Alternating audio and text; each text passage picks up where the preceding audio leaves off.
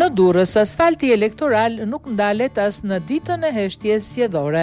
Edhe në ditën e heshtjes zgjedhore në Durrës ka vijuar hedhja e asfaltit elektoral nga strukturat e qeverisë në kundërshtim të hapur me rregullat e fushatës dhe etikën demokratike.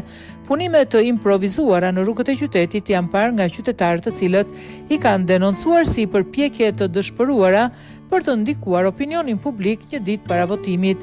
Banorët thonë se gjithçka po kryhet pa paralajmërim, pa transparencë dhe me shkelje të procedurave, vetëm për të lënë përshtypje në një punë të bërë në momentin e fundit. Opozita kërkon hetim të menjëhershëm për këtë veprimtari të dyshimt dhe ndëshkim për përgjegjësit që po përdorin pushtetin publik në funksion të interesave elektoral.